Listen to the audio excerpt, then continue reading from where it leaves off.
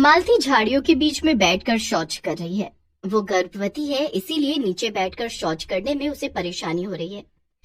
क्या यार, इतना बड़ा पेट लेकर तो मैं चैन से शौच भी नहीं कर सकती। क्या मुसीबत है।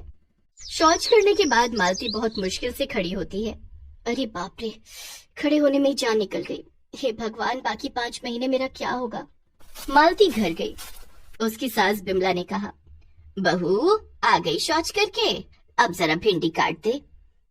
अरे रुकिए माँ जी, पॉटी करने में दम निकल गया, जरा रेस्ट कर लूं। आपकी भिंडी आप काटिए।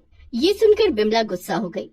क्या, मेरे साथ ऐसे बात करने की तुम्हारी हिम्मत कैसे हुई? आने दो आज रमेश को, मैं दिखाती हूँ। हाँ हाँ, आने दीजिए आपके रमेश को, मैं भी उसे दिखाती हूँ। रमेश पूरा दिन मेहनत करके शाम को घर लौटा। उस बेचारे को तो आइडिया भी नहीं था कि वो सास बहू के तांडव के बीच में कितनी बुरी तरह से फंसने वाला है। उसके घर लौटते ही हंगामा शुरू हो गया। बेटा, तेरी बीवी ने आज बहुत बदतमीजी से बात की है मेरे साथ। तो आपने कौन सा अच्छे से बात की है माँ जी? ऐसे ही पेट में बच्चा लेकर परेशान हो गई हूँ, ऊपर से तुम्हारी माँ हमेशा ये करो वो करो।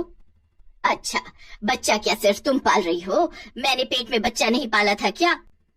अरे रुक जाइए आप दोनों, जरा मुझे सांस लेने दीजिए।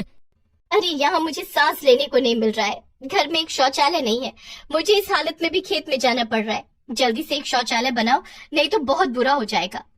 क्यों, बाहर जाने में दिक्कत है क्या? बैठने और उठने में परेशानी हो रही है। ठीक है, मैं देखता हूँ। रमेश ने मालती की बात मान ली। अगले दिन मालती सुबह सुबह शौच के लिए खेत में जा ही रही थी कि तभी उसके साथ रास्ते में मंजू की मुलाकात हो गई। मंजू इसी गांव के एक अमीर परिवार की बहू है। मंजू ने कहा, अरे मालती, इस हालत में कहाँ जा रही हो? ओह जी, शौच करने जा रही हूँ। इस हालत में भी खेत में उठने बैठने में परेशानी नहीं होती है क्या? होती तो है, लेकिन क्या करें। अरे मेरे घर चलो, हमने कमोड लगवाए है। कमोड? वो क्या चीज है? अरे चलो तो। मंजू के साथ मालती उसके घर गई और बाथरूम में घुसकर मालती चौंक गई। उसने जिंदगी में पहली बार कमोड देखा था। अरे ये तो बिल्कुल चेयर के जैसा है। हाँ, इस पर बैठकर तुम आराम से कर सकती हो, करके देखो। मंजू चली गई। मालती बाथरूम का दरवाजा लगाकर कमोड पर बैठ गई और उसे बहुत मजा आने लगा। इसे कहते हैं जिंदगी। आज पहली बार शौच करके इतना मजा आ रहा है, मुझे भी यही चाहिए। मालती को बहुत मजा आया। वो घर गई और रमेश से कहा, देखिए जी, मुझे कमोड वाला बाथरूम चाहिए। कमोड क्या होता है? वो चेयर के जैसा होता है, उस पर बैठकर हम कर सकते हैं। ये सुनकर बिमला बहुत गुस्सा हो गई। छी छी छी छी बहू, तुम में लाज शर्म नाम की कोई चीज है कि नहीं? इस घर को अपवित्र करोगी क्या? अच्छा, और घर की बहू खुले में शौच करने जा रही है, इसमें घर अपवित्र नहीं होता? नहीं होता है, क्योंकि यही परंपरा है। देखिए माँ जी, मैं पेट से हूँ, कमोड पर बैठने में मुझे आसानी होती है, मुझे कमोड ही चाहिए। नहीं, इस घर में कमोड नहीं आएगा। दोनों में फिर से झगड़ा शुरू हो गया। ओहो, चुप रहो तुम दोनों, मुझे शांति से काम पर जाने दो, लौट के देखता हूँ। रमेश काम पर चला गया। मालती ने मन ही मन सोचा, ये बूढ़ी औरत मुझे घर में कमोड नहीं लाने देगी, मुझे ही कुछ करना पड़ेगा। रात को चुपके से मालती उठी और बिमला के कमरे से उसकी चेयर बाहर लाई। अब मैं इसके बीच में छेद कर दूंगी। मालती ने चेयर के बीच में छेद कर दिया और सुबह चेयर उठाकर खेत में चली गई। वो चेयर पर बैठ गई और उस छेद से शौच करने लगी। आहा, कितना मजा आ रहा है। उसी वक्त वहाँ से एक बूढ़ा आदमी जा रहा था। उसने ये देख लिया। अरे बाप रे, चेयर पर बैठकर शौच कर रही है?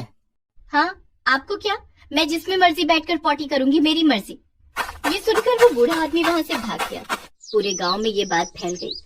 शौच करने के बाद मालती चेयर लेकर घर लौटी। उसने देखा बिमला घर के बाहर गुस्से से लाल होकर खड़ी हुई है।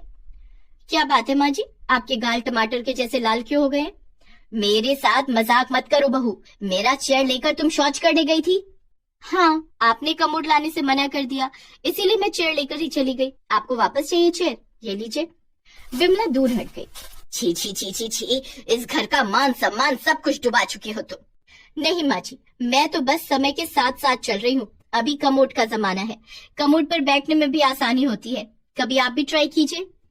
छी छी छी छी, मेरे सामने ये सब मत बोल। शाम को आने दो रमेश को, मैं दिखाती हूँ।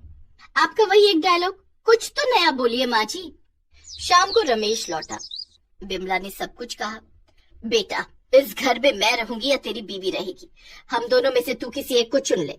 रमेश दुविधा में पड़ गया। अरे माँ, बच्चों जैसी बात मत करो। मालती, तुमने माँ के चेयर के साथ क्यों ऐसा किया?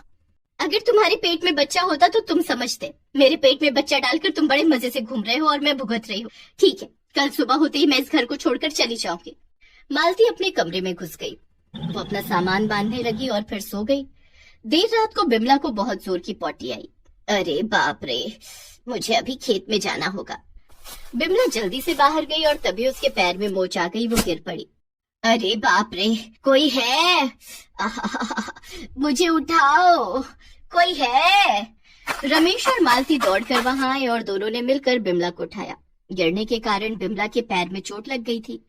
वो चल नहीं पा रही थी। मुझे बहुत जोरों की आई है, मुझे अभी करना होगा, नहीं तो कपड़ों में ही निकल जाएगी।